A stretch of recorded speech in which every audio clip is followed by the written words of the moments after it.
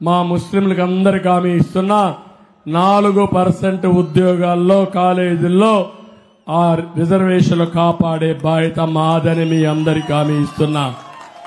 ఇంత మునుపు కూడా 2014-19లో నేనే అడ్వకేట్లు పెట్టి సుప్రీంకోర్టులో పోరాడాం, మళ్లీ పోరాడతాం. మీ రిజర్వేషన్లు కాపాడే బాధ్యత మాదని మీ అందరికీ హామీ ఇస్తున్నా. నేను మసీదులు కట్టించాను, అవునా కాదా? ఒక్క మసీదు కట్టాడా ఇతను? కడతాడా ఇతను? మసీదులు కట్టించిన వాడు కోల్దోస్తాడా తమిళ్లో? అది నా విధానం.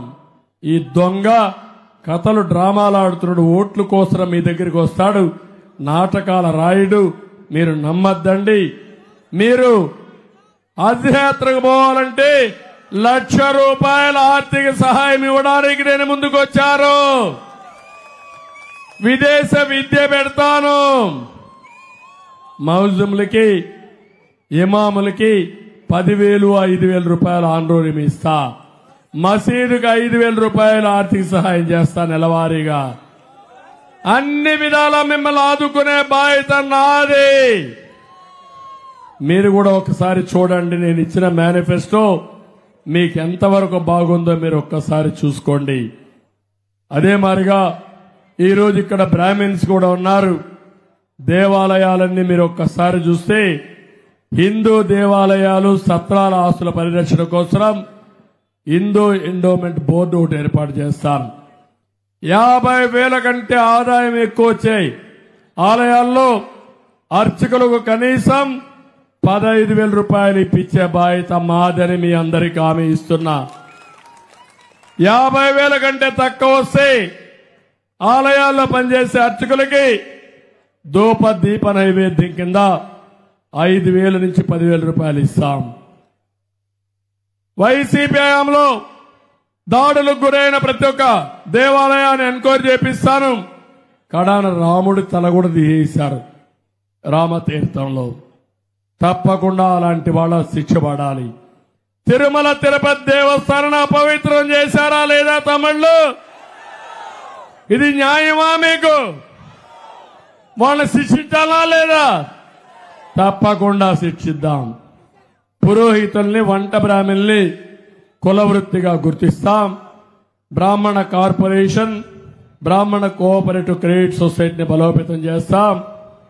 తిరుపతి టెంపుల్ తో సహా అన్ని టెంపుల్స్ లో బ్రాహ్మణ్స్ ఒక ట్రస్ట్ బోర్డు మెంబర్ గా వేసే బాధ్యత మాదని మీ అందరికీ హామీ ఇస్తున్నా.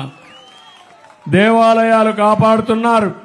అలాంటి దేవాలయాలు కాపాడే బ్రాహ్మణ్స్ కి తగిన గుర్తింపు ఇవ్వాలి. అందుకే అన్ని ట్రస్ట్ బోర్డులో పెడతామని చెప్పి కూడా నేను మీకు తెలియజేస్తున్నాను. బ్రాహ్మణ్స్ అంతా అపర కర్మ చేసుకోవడానికి నియోజకవర్గానికి ఒక భవనం కావాలన్నారు. అది కూడా ఇస్తాం. ఎవరైతే వేద విద్య అభ్యసిస్తారో వాళ్లకు ఉద్యోగం వచ్చే వరకు యువగళం కింద ₹3,000 ఆర్థిక సహాయం చేసే బాధ్యత మాది.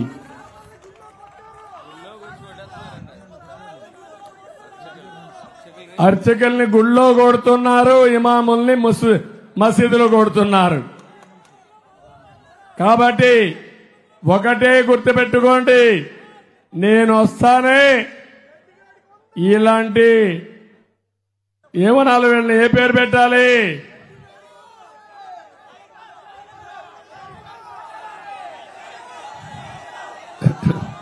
చూపిస్తా.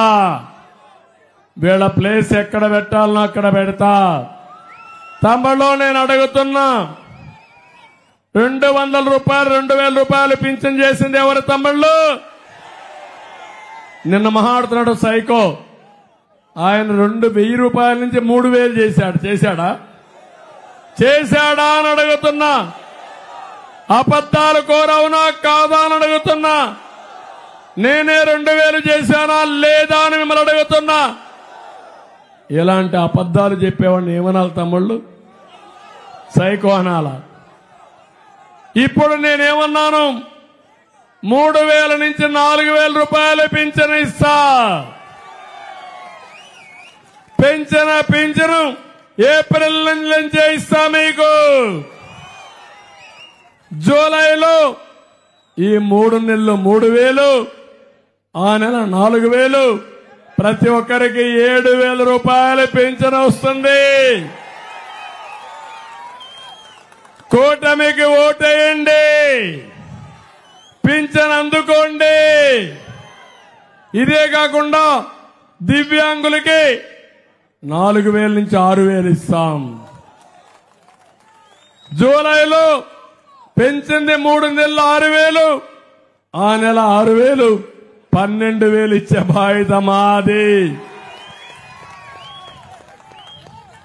వీళ్లే కాకుండా కాళ్ళు చేతులు లేని వాళ్ళకి 15,000 రూపాయలు ఇస్తానని మీ అందరికీ హామీ ఇస్తున్నా.